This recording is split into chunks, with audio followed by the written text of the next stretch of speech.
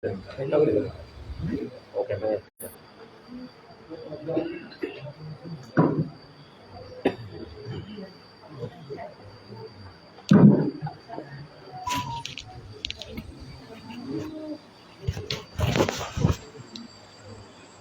Bismillah. A'udzu billahi minasyaitonir rajim. Bismillahirrahmanirrahim. Alhamdulillahi rabbil alamin. Wassalatu wassalamu ala asyrafil anbiya'i wal mursalin wa ala alihi wa sahbihi ajma'in. Subhanaka la ilma lana illa ma 'allamtana innaka antal alimul hakim. ولا حول ولا قوة إلا بالله العلي العظيم ولا حول ولا قوة إلا بالله العلي العظيم ولا حول ولا قوة إلا بالله العلي العظيم اللهم صل وسلم على سيدنا محمد الفاتح لما أغلق والخاتم لما سبق ناصر الحق بالحق والهادي إلى صراطك المستقيم وعلى آله وصحبه حق قدره ومقداره العظيم أما بعد نويت تعلم وتعلم وتذكر وتذكير ونفع والانتفاع والإفادة والاستفادة والحث على التمسك بكتاب الله وسنة رسوله ودعاء إلى الهدى والدلالة على الخير ابتغاء وجه الله ومرضاته وقربه وثوابه لا إله إلا الله محمد رسول الله في كل لمحة ونفس عدد ما وسعه علم الله لا إله إلا الله محمد رسول الله في كل لمحة ونفس عدد ما وسعه علم الله لا إله إلا الله محمد رسول الله في كل لمحة ونفس عدد ما وسعه علم الله اللهم أنت ربي لا إله إلا أنت خلقتني وأنا عبدك وأنا على عهدك ووعدك ما استطعت أعوذ بك من شر ما صنعت أبوء لك بنعمتك علي وأبوء بذنبي فاغفر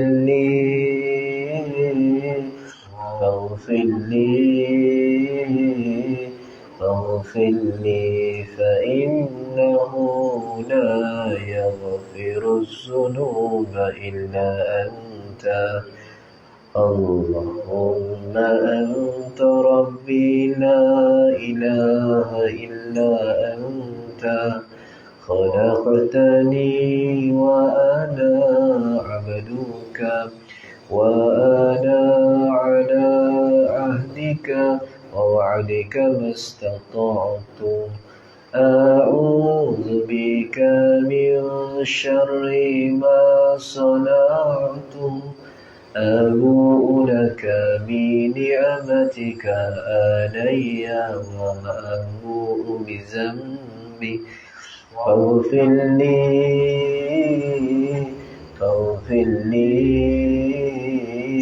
فاغفر لي فإنه لا يغفر الذنوب إلا أنت استغفر الله للمؤمنين والمؤمنات أستغفر الله للمؤمنين والمؤمنات أستغفر الله للمؤمنين والمؤمنات اللهم صل وسلم على سيدنا محمد وعلى آل سيدنا محمد اللهم صل وسلم على سيدنا محمد وعلى آل سيدنا محمد اللهم صل وسلم على سيدنا محمد وعلى آل سيدنا محمد Dan Alhamdulillah tuan-tuan, dengan bacaan doa kita itu tadi serta bacaan zikir kita itu tadi, mudah-mudahan Allah menurunkan rahmat, barakah, maghfirah dan barakah kepada majlis kita dan kepada kita semua yang hadir pada hari ini.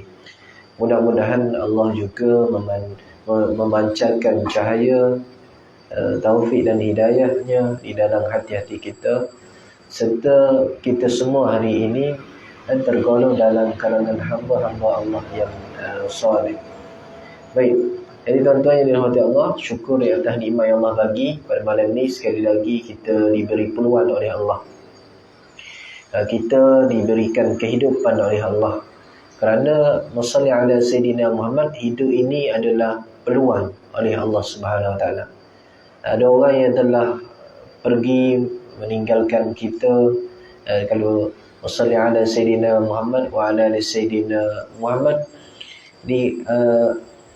kematian itu sangat hampir dengan kita. Sebab itu pernah orang tanya kepada Ibrahim bin Adham, apa kampung halaman yang paling dekat dengan kita? Maka Ibrahim bin Adham kata, kampung yang paling halaman yang paling dekat dengan kita adalah kematian.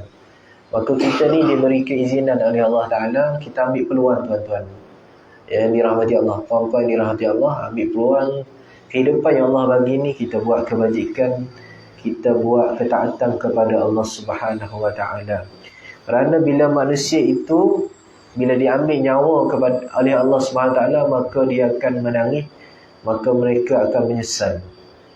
Ada setengah daripada manusia ni bila bertemu dengan Allah, dia akan menangis, ya Allah, kembalikanlah aku kepada dunia, aku akan jadi orang yang baik, aku akan jadi orang yang soleh. Kan? Dia meratap menangis bertemu dengan Allah, tapi Allah kata peluang kehidupan ini hanya diberikan hanya sekali sahaja. Ada juga di kalangan manusia yang mengatakan, celakalah aku pada hari ini. Kalaulah di kehidupan dunia dulu aku dijadikan hanya seketul tanah, maka aku tidak menerima azab yang teruk di akhirat ini. Maka tuan-tuan, ambil peluang. Antara peluang kita menjadi insan yang baik, insan yang taat kepada Allah Ta'ala, ialah menghadirkan diri kita ke majlis ilmu ini. Bukan tuan-tuan, janganlah berhenti hadir dalam majlis ilmu sehingga kita meninggal dunia. Talabul ilmu minal mahdi ilal lahdi. Kata para ulama, tuntutlah ilmu itu daripada buayan hingga ke liang lahat. Maka nak menunjukkan kepentingan ilmu itu, kerana hadis Nabi SAW mengatakan, sesiapa yang menempuh satu jalan untuk menuntut ilmu, maka Allah mempermudahkan baginya jalan untuk ke syurga. Jadi tuan-tuan, kena menuntut ilmu. Jangan jemu dalam menuntut ilmu, sabar dalam menuntut ilmu. Kita tak payah hari ni untuk menuntut ilmu. Mari masjid sudah ada majlis ilmu. Orang dulu kena pergi Mekah.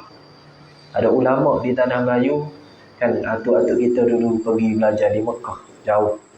Ada yang belajar di macam-macam di pelosok dunia. Maka kita hari ini, Masya Allah, kan, anak-anak kita, generasi yang telah pergi belajar di luar negara, balik jadi ustaz, jadi apa semua pendakwah tanah kita. Maka kita hari ini mudah untuk mendapatkan ilmu. Baik, wallahu a'lam. Baik, qala musannif hafizahullah ta'ala. Kita sambung pada muka surat 13. Syarat kuluah yang ketiga dalam sembahyang berjemaah. Kita nak ulang balik. Perkara paling penting kita tahu ialah kita sebagai makmum ni wajib mengikut imam. Bukan maksudnya imam keluar daripada solat, kita keluar daripada solat. Itu bukan ikut. Tu ikut. Macam mana cakap? Ikut sungguh tu. Ikut tak belajar langsung tu. Kan orang kata semayang ni mudah je ikut imam. Dia pun ikut imam. Imam rokok. Imam sujud. Imam keluar daripada solat, dia pun keluar. Padahal imam itu batal wuduk. Dia ikut keluar juga. Jadi itu ikut. Orang panggil ikut sungguh-sungguh. Ikut tak mengaji tu. Jadi ikut imam maksud sini, wajib makmum mengikut imam dalam segala gerak solat tanpa mendahuluinya. Ikut kan ikut. Kalau kita tengok itik, Ibu itu duduk depan, anak duduk ikut belakang. Atau dia panggil ikut. Tapi kalau anak duduk depan, ibu duduk belakang, tak panggil ikut lah tu. Kan ibu ikut anak pula. Jadi dalam solat kita kena ikut imam, maksudnya jangan mendahului imam, duduk belakang imam. Imam rukuk, baru kita rukuk. Jangan imam nak bergerak rukuk, kita sampai dulu daripada imam rukuk. Tu dia panggil mendahului imam, tak boleh. Wajib mengikut imam. Wajib makmum mengikut imam dalam segala gerak solat tanpa mendahuluinya. Tak boleh dahului imam. Dan tanpa melakukan gerak solat serentak dengan gerak solat imamnya. Kalau siapa ada buku, puan-puan, tuan-tuan, garis. Satu, pertama sekali, tak boleh mendahului imam, garis. Yang kedua, serentak dengan imam pun tak boleh juga. Gitu. Dua tu. Pertama, macam mana boleh mendahului imam? Imam kata, nak rokok ni, imam kata. Contoh, imam kata apa? Qul huwallahu ahad, Allahus samad. Lam yalid wa lam yulad wa lam yakul lahu kufuwan ahad. Imam rokok. Allah, kita pun bergerak dah. Sampai kita dulu. Akbar kita dulu daripada imam. Maka kita tu dikira orang yang dahulu imam. Memang imam bergerak dulu, tapi sampai kita dulu. Kita ni laju pada imam. Jadi dia panggil orang tu mendahului imam. Kerana sampai dulu dia pada tempat rukuk sebelum imam sampai. Jadi kita mesti sampai rukuk setelah imam rukuk. Serentak dengan imam tak boleh. Imam Allahu Akbar, dia pun Allah Akbar, dua-dua. Kalau dia tengok imam tengok dia tu, maksudnya sama-sama rokok. Seri orang panggil. Seri pun tak boleh lagi. Mesti kita mengikut imam, maksudnya imam Allahu Akbar, rokok imam tu. Imam rokok dah, kita pun Allahu Akbar. Tu orang panggil mengikut imam. Ini ramai dia tuan-tuan. Solat di masjid kita tengok ramai. Yang imam Allah, kalau imam yang dah umur 50, 60, mungkin dia slow sikit bangun daripada sujud. Ini imam kata Allah, imam tak bangun lagi, orang lain dah berdiri dah. Dulu pada imam. Tak boleh mendahului pada imam. Nanti kita tengok hukum dia apa orang yang mendahului imam. Rasulullah sallallahu alaihi wasallam bersabda, "Innama ju'ila al-imamu liyutamma bihi, fa idza kabbara fakabbiru wa idza raka'a farka'u." Ini hadis Nabi, sesungguhnya seseorang imam itu dijadikan supaya diikuti. Imam kita lantik semua ni, awaklah jadi imam, haji jadi imam kita kata. Maka kita lantik dia itu bukanlah kita nak, bila kita lantik dia, kita pula jadi imam. Tu pelik. Kita lantik orang tu jadi ketua, kita pula jadi ketua. Orang suruh jadi ketua, tak nak, saya tak nak jadi ketua. Tapi bila kita lantik orang, kita jadi ketua. Tak kena. Sama juga. Kita lantik dia imam, tiba kita dahulu daripada imam. Seolah-olah kita imam. Pasal kita duduk depan. Dia pula jadi makmum. Maka tu tak kena, tak betul. Bila kita lantik seorang jadi imam, maka kita kena ikut. Kita sama juga di luar. Bila kita lantik seorang tu jadi ketua, kita setuju semua. Maka kita kena ikutlah cakap dia. Pasal kita setuju jadi ketua. Jangan bila kita lantik dia jadi ketua, kita pula jadi ketua. Jadi dua orang ketua. Jadi tak betul. Ada orang ni dia gitulah. Bila orang nak lantik dia jadi imam, dia tak nak jadi imam. Tapi bab komplain imam, dia orang yang pertama. Imam salah baca, imam tak ada dengung, Haji jadi imam, tak nak. So jadi imam tak ada pun. Begitu. Maksudnya kita, kalau kita rasa kita betul, kita minta jadi imam. Bukan saya nak tunjuk siapa ni. Dia kata tempat, ada satu tempat tu berlaku. Ustaz datang lewat, dia kata. Yalah, sebab saya kadang-kadang boleh awal, kadang boleh tak boleh nak awal. Kenapa? Saya tak suka dengan imam ni, dia kata satu masjid. Pasal apa? Imam ni baca Fatihah saja.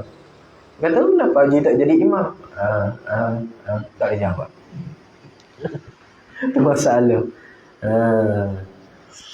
Macam mana salah kan imam kan? Kalau imam masjid kan biasanya dilantik kan? Dilantik oleh mufti. Mungkin imam tu panggil apa? Mufti akan panggil dia interview dan sebagainya. Imam An-Nawawi menyebut dalam syarahnya pada hadis ini menunjukkan bahawa wajib makmum mengikut imam pada takbir. Wajib. Pada berdiri, pada duduk, pada rukuk dan pada sujud. Jadi kalau wajib, maksudnya kalau kita mendahului imam, hukumnya haram, berdosa.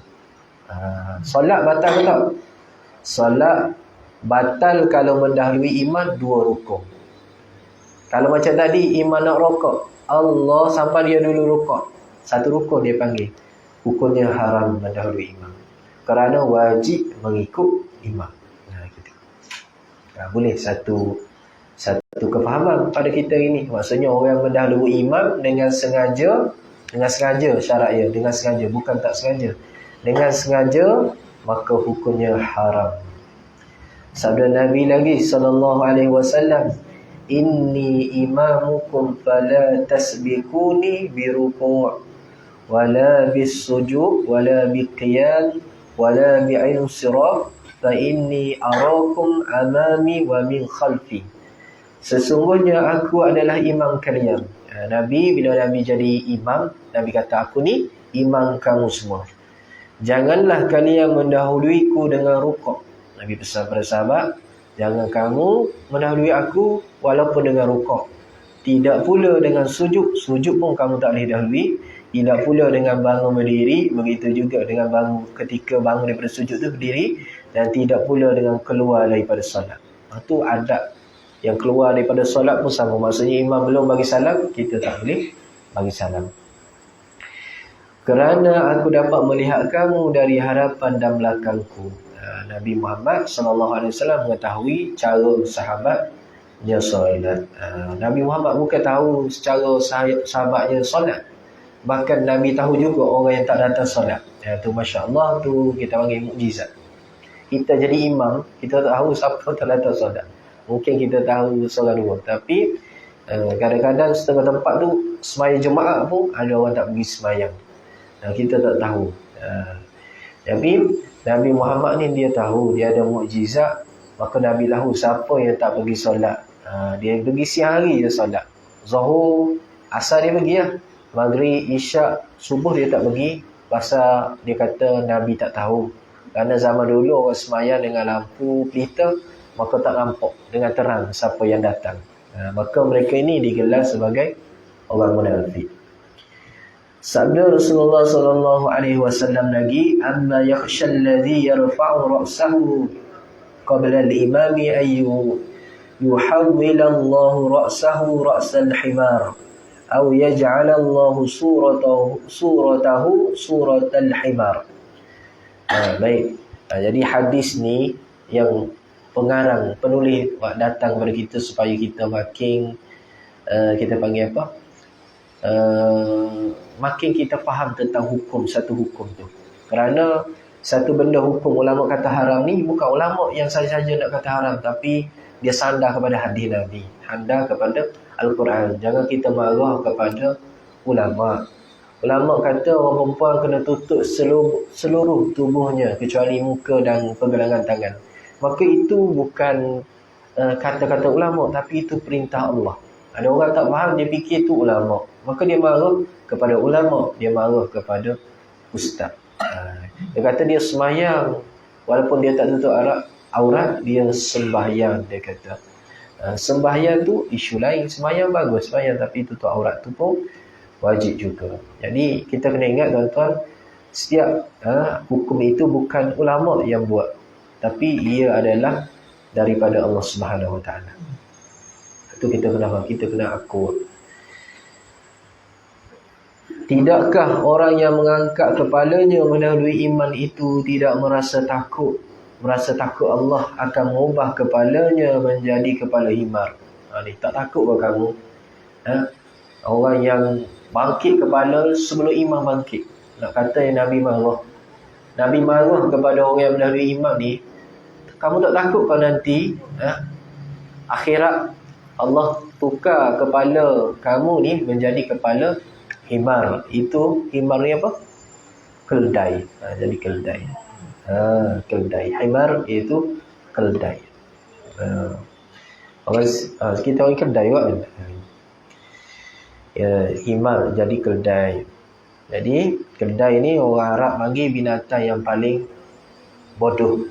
Ya, maaf kata, orang Arab dia kata binatang yang paling bodoh ialah keldai. Pasal dia kecil tapi angkat barang lebih berat daripada diri dia, berat badan dia.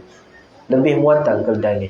Dan keldai ni ikut sahaja apa yang orang suruh. Baik, jadi hina lah kepala imam ni, hina satu, hina. Bahkan keldai ni, saya pun tak tahu juga. Himar ni tak boleh makan daging dia, haram memakan daging keldai. Memakan keladi boleh. Pak saya keladi boleh, keldai tak boleh. Dengan salah baca tulisan Jawi, dia kata haram makan keladi. Yang sebenarnya haram makan daging keldai. Kuda harus makan daging kuda. Keldai haram. Tapi ada kau orang nak sembelih kuda. 4 bulan mahal kuda. Unta pun tak mampu nak.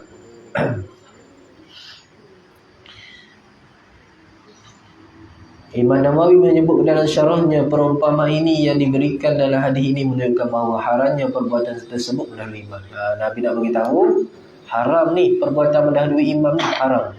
Sampai Nabi kata Allah akan tukar kepala tu jadi kepala keldai. Berat. Orang yang mendahului imam ni dengan sengaja hukumnya haram. Tak sengaja isu lain.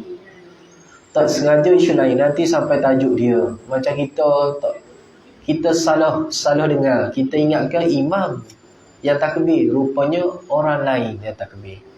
Contoh kita sembahyang asar ke, saya suruh ke, waktu tu tengah sujud. Kita kata sujud lah. Kita tengah sujud. Tiba-tiba datang orang seorang masuk, dia datang lewat. Dia pun sembahyang kat takbir kuat. Allahu Akbar. Dia angkat takbir dia. Kita dengar, oh imam dah takbir. Kita pun berdiri. Yang tu mendahului imam, tapi dengan tersalah, maka hukumnya tidak berdosa. Yang sengaja ni, yang sengaja hukumnya berdosa. Wajib mentakhirkan takbiratul ihram sehingga selesai takbiratul ihram imam. Salah satu rukun dalam solat ialah takbiratul ihram. Imam selesai takbiratul ihram, barulah kita takbir. Jangan serentak dengan imam. Dan jangan mendahului imam. Imam takbir macam mana? Allahu Akbar. Baru kita takbir. Ni imam mula takbir, kita dah takbir tu, jadi serentak dengan imam ataupun mendahului imam tu. Jadi biar imam selesai takbir. Dia kata wajib mentakhirkan takbiratul ihram sehingga selesai takbiratul ihram imam. Kenapa? Kerana satu, tidak sah solat makmum yang bertakbiratul ihram lebih dahulu daripada imam. Ini tak ada. Kalau kita tak tahu, Ustaz saya tak tahu imam ni dah takbir ke belum, jangan takbir. Kita kena pasti imam tu telah takbir. Ada imam style takbir slow ni. Kita makmum dah takbir ke belum, tengok-tengok. Jadi kena yakin dulu, tengoklah macam mana. Bila kita dah yakin ataupun tunggu dulu beberapa saat, kita yakin imam dah takbir, baru kita takbir. Ni kita dah takbir, Allahu Akbar, siap baca bismillah lah kita, bismillahirrahmanirrahim, Allahu Akbar, dengar baru imam takbir. Maka tak sah lah sembahyang kita mendahului imam. Jadi kalau tak pasti imam dah takbir ke belum, kena tak boleh takbir lagi. Tidak sah solat makmum yang bertakbiratul ihram serentak dengan imam mengikut pendapat sahih. Mendahului imam tidak sah. Yang ni kita boleh terima.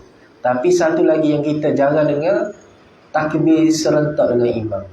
Maksudnya imam Allahu Akbar, kita pun sama juga serentak dengan imam. Imam Akbar, kita pun Akbar, serentak dengan imam. Selesai takbir, maka pendapat yang sahih kata juga tidak sah. Sebab tu dia suruh takhir tu lambat takbir. Biar imam Allahu Akbar, kita baru takbir. Tapi bukanlah bila kita lambat takbir tu kita dah bercakap tu, bobai. Ada satu masjid Cembang sebelum takbir, ada satu masjid tu, Allah, dia boleh bergurau. Ni bukan budak sekolah rendah kan, dia boleh bergurau dengan kawan dia letak lidah kan, dia pun ambil lidah gitu. Lepas tu dia Wasalli ala Sayyidina Muhammad, kawan dia pun ambil lidak kat tangan dia. Kawan dia letak lidak nak sejadah. Lepas tu kawan dia nak kat takbir, dia ambil pula lidak. Dia main gitu. Ini bukan kita kata cerita budak sekolah rendah. Cerita orang dewasa ni, cerita ni. Ada. Tengah solat dia main macam tu. Jadi waktu kita tunggu tu, jangan kita bercakap pula. Makruh bercakap. Kita nak solat tu, kalau boleh tidak bercakap. Kalau guru saya dia bagi amalan, kalau nak khusyuk dalam solat, waktu ambil wuduk tu jangan bercakap dah. Lepas tu kita semai sunat jangan bercakap. Lepas semai sunat tu solat. Jadi insya-Allah kita tu banyak khusyuk daripada ingat dunia. Tapi lepas waktu wuduk dah bercakap, lepas tu masuk dalam surah bercakap, semai sunat, lepas semai sunat bercakap pula. Nanti dalam solat macam-macam kita ingat. Benda macam-macam. Jadi payah nak khusyuk. Payah nak khusyuk dalam solat. Baik. Sikit lagi. Jangan mendahului iman dengan dua rukun fi'li. Satu mendahului iman, satu rukun. Rukuk iman duduk berdiri, kita rukuk, itu dipanggil satu rukun. Iman tidak okey, macam kena lukis pula. Okey, iman sekarang ni duduk berdiri. Okey, kita pun rukuk. Sedangkan iman masih berdiri, itu dia panggil baru satu rukun. Hukumnya haram. Okey, kemudian tak cukup rukuk, kita pun iktidal. Sami Allahu liman hamidah. Imam masih berdiri. Maka waktu tu dia panggil dua rukun mendahului imam, maka hukumnya batal. Gitu maksudnya. Satu rukun haram, dua rukun batal solat. Jangan mendahului imam sehingga dua rukun fi'li. Sengaja mendahului iman dengan dua rukun perbuatan, sama ada rukun pendek seperti i'tidal atau rukun panjang seperti rukuk, membatalkan solat. Ingat sengaja. Tak sengaja, isu lain. Sengaja mendahului iman dengan satu rukun perbuatan adalah haram tetapi tidak membatalkan solat. Mendahului iman dengan satu rukun tak batal solat, tetapi hukumnya haram. Haram dalam solat pun kita boleh buat benda haram, apalagi luar solat. Macam mana? Macam mana solat kita tu nak mencegahkan diri kita daripada perkara mungkar, perkara dosa. Kalau dalam solat pun kita buat banyak benda haram, iaitu mendahului imam dengan satu rukun. Maka kena ada disiplin diri. Kat mana kita boleh tengok orang selalu mendahului imam? Waktu lain mungkin kita tak perasan. Satu tempat yang kita akan perasan orang ini selalu mendahului imam, ketika selepas i'tidal kan. Waktu lepas i'tidal, imam kata Allah, imam nak turun sujud kan. Kalau orang tu suka mendahului imam, dia turun dah sujud. Waktu tu kita boleh nampak, orang ni perbuatannya sangat suka mendahului imam. Wasalli ala Sayyidina Muhammad. Jadi gitulah dengan imam ni. Jangan kita nak laju daripada imam. Jangan kita nak berlumba daripada imam. Ada orang ni dia semua nak laju. Semua nak laju. Lepas sembahyang kalau boleh nak bangun terus. Dia nak laju semua. Tapi dalam solat tak payah laju. Tak payah laju. Dia kalau boleh imam pun nak baca Qul Allah, surah Qul Allah kuliah. Qul Allah kuliah. Dia nak boleh. Nak laju. Wassalamualaikum. Sembahyang tarawih pun boleh nak 8 minit je dia nak buat. 20 rakaat tu 8 minit. Semua nak laju. Tapi dalam solat jangan laju lah tuan-tuan. Jangan sampai mendahului imam. Rugilah kita sembahyang berpuluh-puluh tahun, tapi kita tak dapat pahala. Tapi banyak pula dosa kita dapat. Sebab tu belajar solat berjemaah ni kena belajar. Jika makmum rukuk atau sujud lebih dahulu daripada imamnya kerana tersalah. Ini tersalah lain. Seperti yang terdengar suara takbir macam tadi tu. Allahu Akbar. Rupanya suara makmum yang datang lewat. Dia tersalah. Maka dia berdiri. Dia tersalah. Dekat surau ni mungkin tak tersalah. Mungkin tak tersalah sebab lansir dia tu jarang. Ada setengah surau lansir dia tebal. Tengah-tengah ni je jarang. Maka orang perempuan kadang-kadang keliru, sangat keliru dengan takbir tu. Hanya mungkin seorang je, ataupun 2 orang saja yang nampak jemaah lelaki. Mungkin belah ni tak keliru, tapi belah ni tak nampak tu keliru. Dia bangun. Seperti yang terdengar suara takbir, lalu dia menyangka imam telah rukuk atau sujud, dan kerana itu dia pun rukuk atau sujud. Kemudian ternyata imam belum rukuk atau sujud. Maka menurut Al-Baghawi ada 2 pendapat mengenainya. Ada 2 pendapat, tuan-tuan. Kalau berlaku pada tuan-tuan, puan-puan, ada 2 pendapat. Satu pendapat mengatakan dia wajib rukuk kembali. Tuan-tuan salah kat mana tadi? Salah rukuk dulu. Imam tak rukuk lagi, tuan-tuan pergi rukuk dah. Allahu Akbar, ingat ke imam rukuk? Rupanya orang yang datang lewat tu takbir, kita pun rukuk. Bila kita rukuk, kita tersalah sedap. Orang lain tak rukuk lah, ke seorang. Gitu. Maka kita kena patah balik. Satu pendapat kata patah balik, berdiri balik, pasal kita tu tersalah. Satu lagi pendapat mengatakan ialah tidak wajib untuk rujuk, maksudnya kembali tempat dia tadi, tetapi diberi pilihan antara rujuk dan tidak rujuk kembali. Rujuk sini bukannya rujuk apa panggil, nikah kahwin tu bukan. Rujuk maksudnya kembali tempat dia tu. Ada ulama kata wajib kembali. Contoh kita tersalah, sepatutnya kita ni masih berdiri bersama imam, tapi kita tersalah, kita pergi rukuk dulu. Ulama kata kena kembali, berdiri balik. Itu satu pendapat. Satu pendapat lagi kata dia ada 2 pilihan, sama ada nak kembali ataupun dia tunggu pada rukuk tu, tunggu imam. Boleh. Tengok keadaan. Salli ala Sayyidina Muhammad.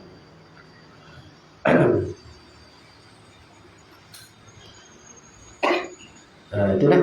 Jadi orang yang tersalah itu jawapan dia. Dia boleh kembali ataupun tunggu imam tempat dia tersalah. Dia ada 2 pilihan.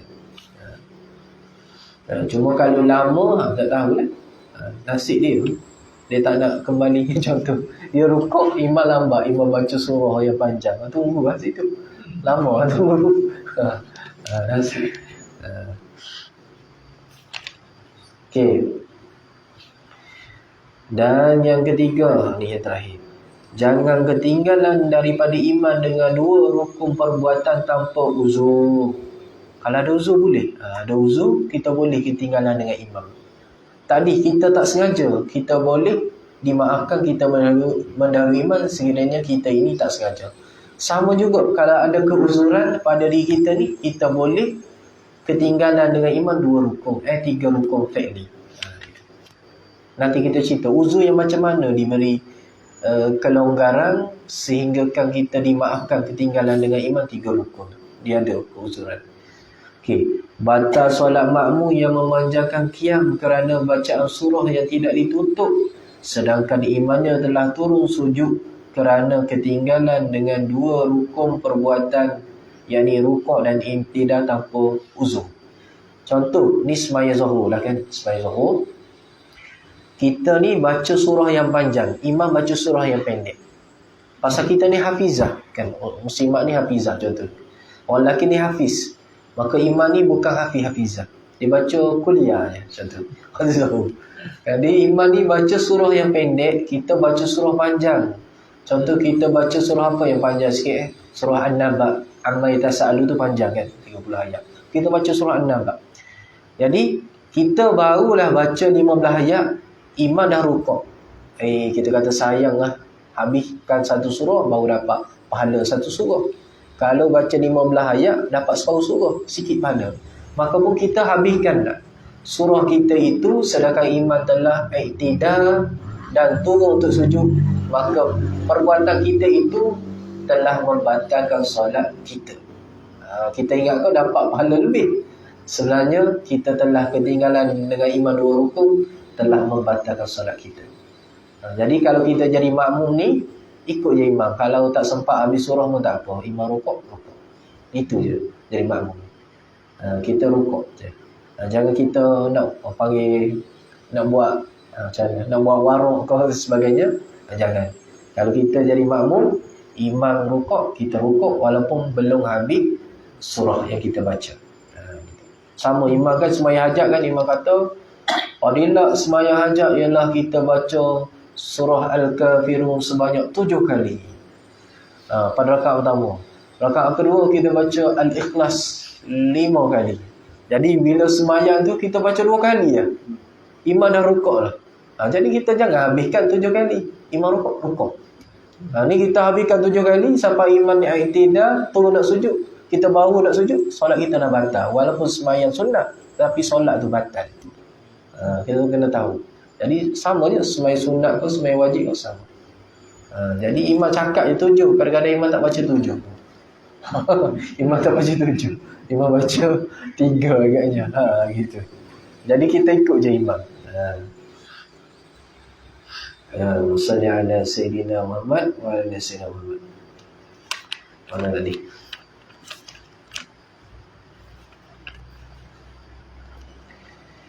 Batal solat makmum yang memanjangkan sujud kedua di rakaat pertama sehingga imam i'tidal di rakaat kedua. Kan? Waktu sujud tu dia dengar, tak tahulah dia dengar hadis mana ke, ustaz mana cakap, setiap sujud yang terakhir itu adalah mustajab doa. Gitu. Maka dia pun sedar lah, setiap kali sujud akhir dia berdoa Allah panjang. Padahal dia tu semaya berjemaah. Kalau semaya sendiri tak ada masalah, afdal buat gitu. Semaya berjemaah dia buat macam tu juga. Sujud kedua lama. Lama tak lama dia sujud, imam ini telah i'tidal pada rakaat kedua. Sedangkan dia itu rakaat pertama, sujud kedua. Maka batal sembahyang dia. Tu. Kena tahu kan? Tu kita panggil jangan ketinggalan dengan imam 2 rukun ataupun mendahului imam 2 rukun tanpa uzur. Jadi sujud ni bagus, sujud lama ni bagus. Macam-macam orang kata orang perempuan nak mudah bersalin, sujud lama. Mungkinlah kot, saya tak tahu. Tapi sujud lama ni bagus sebagai seorang hamba. Tapi tak kena pada tempat. Tak kena pada tempat. Kalau kita sembahyang seorang diri, tak apa sujud lama. 1 jam tak apa sujud. Kalau boleh sujud 1 jam, sujud. Tapi sembahyang berjemaah tak boleh. Kita kena ikut imam. Tak boleh kita sujud lama-lama.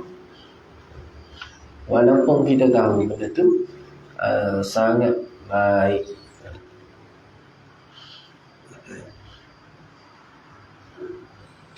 Macam mana nak bagi contoh?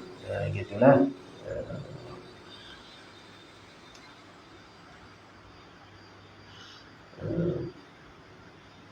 Ada benda tu dia jadi salah bila kita buat tak kena pada tempat dia.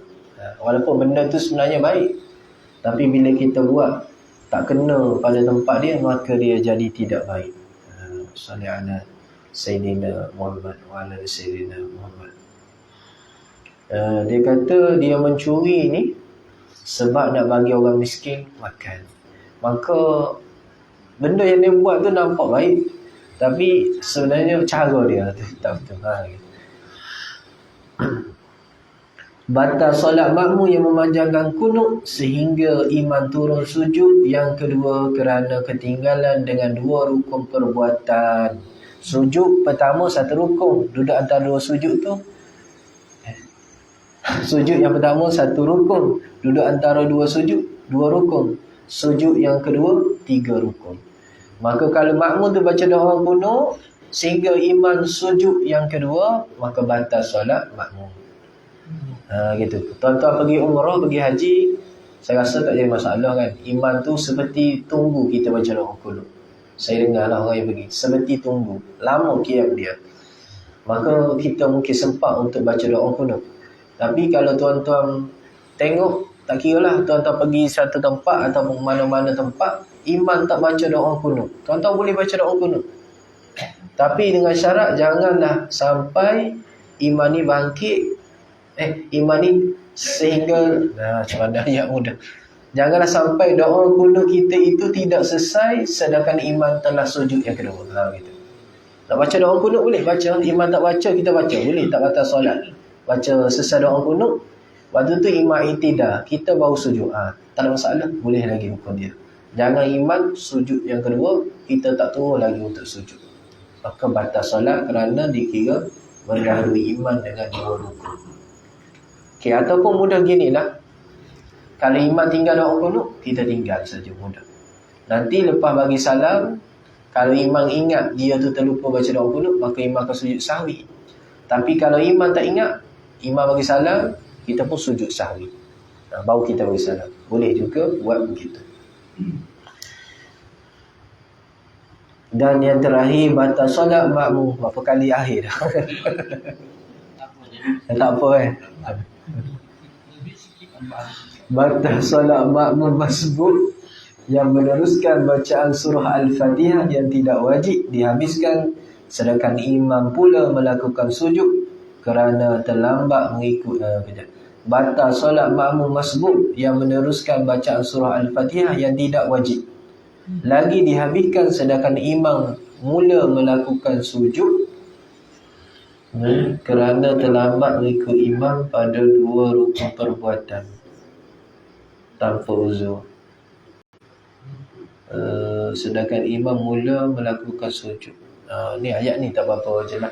Sedangkan imam telah turun untuk sujud. Begitu. Jadi gini, kita ni masbuk. Apa maksud masbuk? Masbuk ni orang yang tak sempat baca Al-Fatihah ketika imam berdiri. Itu dipanggil masbuk. Jadi orang masbuk ni tak wajib habiskan Al-Fatihah. Kalau dia sempat 3 ayat, maka dia baca 3 ayat, sudahlah. Imam rukuk, maka dia rukuk. Maka dia tak wajib habiskan seluruh daripada Al-Fatihah dia, kerana dia ni masbuk. Orang yang wajib habiskan Al-Fatihah ni ialah orang yang muafiq. Orang yang muafiq, orang yang sempat habiskan Al-Fatihah ketika imam berdiri.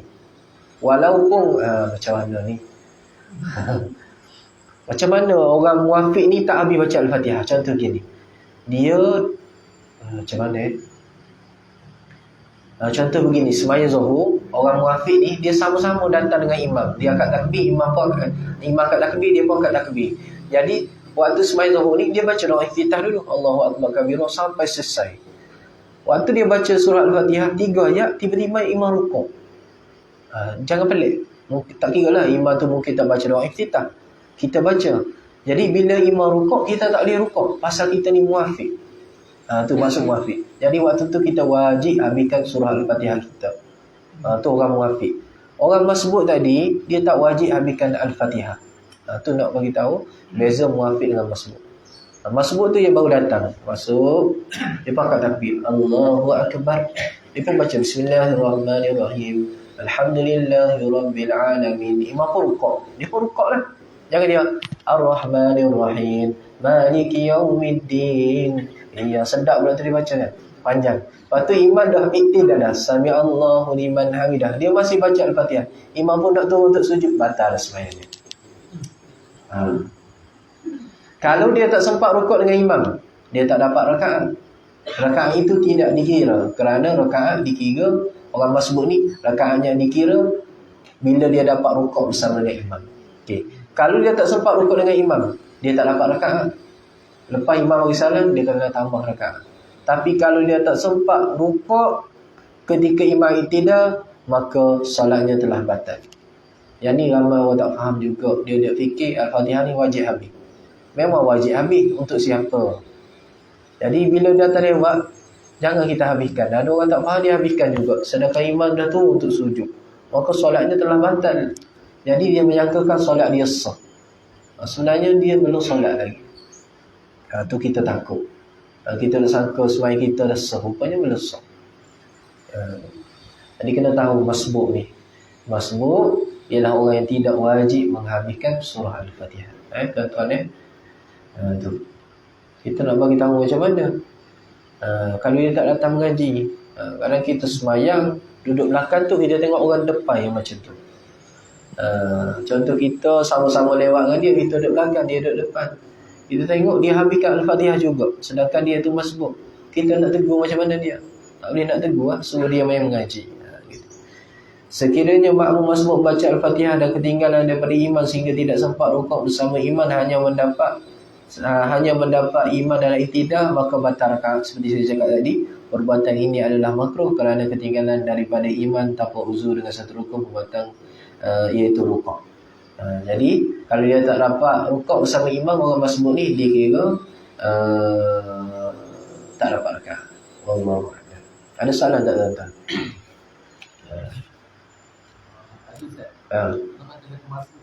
Okey. Ha. Kalau dia tak sempat rukuk, waktu tu imam tengah sujud.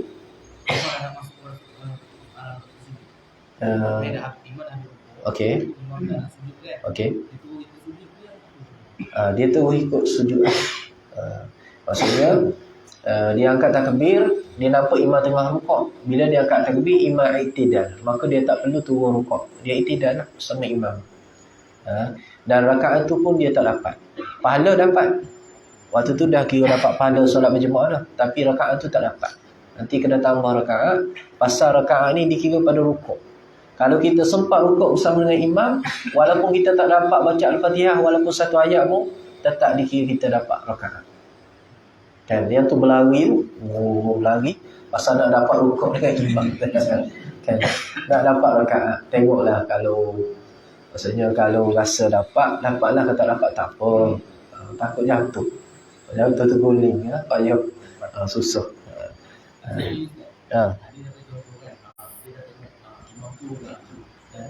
Okey. Okey. Yang ditunggu habis dan rakaat yang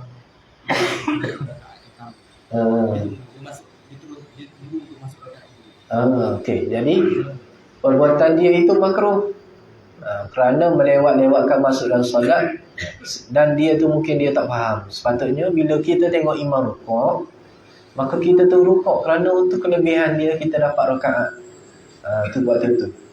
Tetapi ada pendapat yang macam ni, ada pandangan yang mengatakan kalau imam itu berada pada sujud yang kedua, maka afdal untuk kita tunggu pada rakaat seterusnya. Imam duduk sujud kedua tu, maka kita nak sujud tu panggil serba salah. Kita nak turun kadang-kadang imam dah berdiri dah. Maka waktu tu afdal untuk kita tunggu rakaat yang seterusnya. Tapi kalau waktu tu imam tengah rukuk, maka cepat-cepat masuk solat. Kalau imam masih iktidal, cepat-cepat masuk solat. Walaupun tak dapat rakaat, tetapi waktu tu telah bermula pahala kita. Kita dah dapat pahala. Memang kita dah dapat rakaat, tapi yang sedih kita dapat pahala dah waktu tu. Gitu. Tunggu rugi ya awak gitu. Rugi. Dia perbuatannya bukan haram tetapi rugi. Perbuatan tu dipanggil makruh. Melengah-lengahkan masa untuk masuk dalam solat. Tak ada solat. Kalau kita baca ayat akhir tu, ayat akhir. Kadang-kadang kita baca ayat akhir ni kalau imam dia ada Sayyidina Muhammad. Okey. Kalau kita ambil Allahumma salli ala Muhammad tu, Okey. kita dah habis tu kita dah tunggu imam bagi salam kan? Waktunya boleh ke? Maksudnya kita habis baca tahiyat. Pendek sebab kadang-kadang imam dia baca Sayyidina Muhammad kan? Okey. Tapi kita ni kadang-kadang kita tak sebut Sayyidina, Muhammad je. Allahumma salli ala Muhammad. Boleh tak? Padahal imam kita masih dia baca ayat akhir. Kenapa tak nak sebut Sayyidina Muhammad?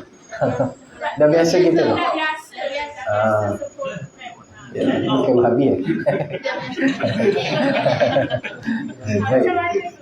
Okey, tak ada masalah. Solat dikira sah. Okey, kalau kita mendahului imam pada rukun qauli, dia panggil baca tahiyat ni rukun qauli, maka hukumnya tidaklah jadi haram.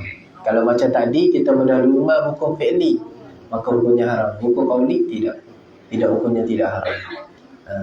Cuma janganlah kita habis baca tahiyat dahulu pada imam, kita senyap je tunggu, rugi. Waktu tu mustajab doa, maka berdoa lah waktu tu. Apa-apa saja doa yang kita ingat sebab baca tahiyat tu, baca doa. Nabi suruh baca doa kan, Allahumma inni a'udzubika apa? Kamu baca doa masuk tanda pula. Apa? Allahumma inni tak ingat dah. Allahumma inna as'aluka ridwan. Tak ingat dah. Nantilah. Kalau ingat baca Allahumma ya muqallibal qulub tsabbit qulubana 'ala dinik wa 'ala ta'atik. Bacalah doa-doa apa. Kalau tak ingat bahasa Arab, baca bahasa Melayu sehingga imam bagi salam. Kerana waktu tu mustajab doa. Tapi kita selesai dulu baca tahiyat dahulu pada imam tidak ada apa-apa, tak rosakkan solat. Baca doa dalam hati lah. Maksudnya hati kita berbicara dengan Allah. Itu maksudnya berdoa dalam hati. Kalau bahasa Melayu gitu tak boleh bercakap. Hanya bercakap nanti batas solat. Dalam hati. Boleh. Allahu a'lam. أعوذ بالله من الشيطان الرجيم بسم الله الرحمن الرحيم اللهم أرنا الحق حقا وارزقنا اتباعه وأرنا الباطل باطلا وارزقنا اجتنابه ولا تجعله ملتبسا علينا فنذل واجعلنا للمتقين إماما اللهم يا مقلب القلوب ثبت قلوبنا على دينك وعلى طاعتك وصلى الله على سيدنا محمد وعلى آله وصحبه وسلم الحمد لله رب العالمين هذا وبالله توفيق الهداية السلام عليكم ورحمة الله وبركاته.